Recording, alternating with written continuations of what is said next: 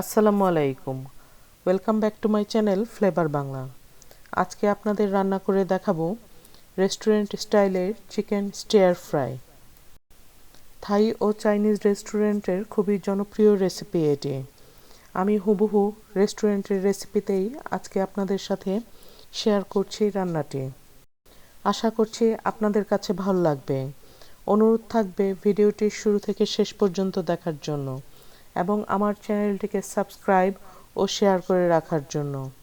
আর পাশে থাকা bell আইকনটিতে click করে রাখার অনুরোধ রইল, তাহলে রেসিপি আপলোড হওয়ার সাথে সাথেই আপনার কাছে নোটিফিকেশন পৌঁছে যাবে। একটি বোলে আমি 1 কেজি বোনলেস চিকেন নিয়ে নিয়েছি। সাথে 1 চা চামচ লবণ, 1 চা চামচ চিলি ফ্লেক্স, 1.5 চা চামচ আদা রসুন বাটা দিয়ে দিচ্ছি। সাথে এখানে 1 টেবিল চামচ সয়া সস দিয়ে দিচ্ছি। তারপর এখানে অর্ধেক চা চামচ কালো গোলমরিচ গুঁড়া দিচ্ছি। এখানে 4 টেবিল চামচ কর্নফ্লাওয়ার দিচ্ছি। আমি কিন্তু এখানে চিকেনের থাইয়ের বোনলেস অংশটি ব্যবহার করছি। আপনারা চাইলে চিকেন ব্রেস্টও ব্যবহার করতে পারবেন। তারপর এখানে 4 টেবিল চামচ ময়দা দিয়ে দিচ্ছি।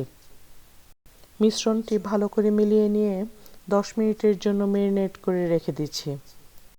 খুব ঝটপট তৈরি হয়ে যাবে চিকেনের এই মজাদার রেসিপিটি। আশা করছি আপনাদের বাসার সবাই খুবই পছন্দ করবে। তারপর এখানে একটি ডিম দিয়ে দিচ্ছি। ডিম ও মশলার মিশ্রণটি একত্রে মিশিয়ে নিচ্ছি। আমার চ্যানেলে আরও বেশ কিছু থাই ও চাইনিজের রেসিপি আপলোড করা আছে। প্রতিটি রেসিপি রেস্টুরেন্ট স্টাইলে তৈরি করা। আমি আই বাটনে ও ডেসক্রিপশন বক্সে লিংক দিয়ে রাখবো, আপনারা দেখে নিতে পারবেন। আশা করছি প্রতিটি রেসিপি আপনাদের কাছে ভালো লাগবে। এবার একটি কড়াইতে তেল গরম করে নিয়ে চিকেনের পিসগুলো একটি একটি করে দিয়ে ভেজে নিচ্ছি। আমি হালকা গোল্ডেন কালার করে ভেজে নেব। আমার চ্যানেলে বিফ স্টিয়ার ফ্রাইয়ের রেসিপিটি কিন্তু আপলোড করা আছে। আমি আই বাটনে ও ডেসক্রিপশন বক্সে লিংক দিয়ে রাখবো, আপনারা দেখে নিতে পারবেন। প্রতিটি রেসিপি খুব ঝটপট তৈরি হয়ে যাবে। তারপর একটি হাঁড়িতে এখানে আমি 3 টেবিল চামচ তেল দিয়ে 3 টেবিল চামচ রসুনের কিমা দিয়ে দিচ্ছি। রসুনটি খুব মিহি করে কিমা করানো হয়েছিল। তারপর এখানে 2 টেবিল চামচ স্প্রিং অনিয়ন দিয়ে দিচ্ছি। স্প্রিং অনিয়নের যে সাদা অংশটি, সেই অংশটি ব্যবহার করছি এখানে। তারপর এখানে পেঁয়াজ দিয়ে দিচ্ছি কিউব করে কাটা। এখানে 1.5 কাপের মতো পেঁয়াজ দিয়ে দিচ্ছি। পেঁয়াজ দেওয়ার পরপরই সাথে সাথে 1.5 কাপের মতো ক্যাপসিকাম দিয়ে দিচ্ছি। আমি 2 রঙের ক্যাপসিকাম ব্যবহার করছি। আপনি আপনার পছন্দ মতো ক্যাপসিকামের কালার ব্যবহার করতে পারবেন।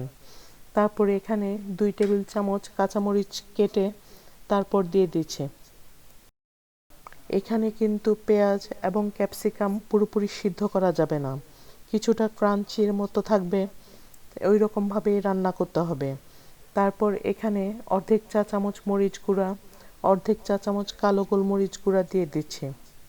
এখানে অর্ধেক চা চামচ চিলি ফ্লেক্সও দিয়ে দিচ্ছি। তারপর 1 টেবিল চামচ সয়া সস দিয়ে দিচ্ছি। এবার এখানে 2 টেবিল চামচ টমেটো সস দিয়ে দিচ্ছি। সাথে 1 টেবিল চামচ চিলি সস দিয়ে দিচ্ছি। পুরো রান্নাটাই কিন্তু অনেক হাই হিটে রান্না করতে হবে। চাইনিজ বা থাই রেসিপিগুলো সাধারণত হাই হিটে রান্না করা হয়ে থাকে। কুকিং টাইম সর্বোচ্চ 10 মিনিটের মতো থাকবে। এর মধ্যেই কিন্তু রান্নাটা কমপ্লিট হয়ে যাবে। তারপর এখানে আমি আগে থেকে ভেজে রাখা চিকেনগুলো দিয়ে দিচ্ছি। চিকেনগুলো দিয়ে পুরো মশলাটার সাথে উল্টাপাল্টা করে রান্না করে নিচ্ছি।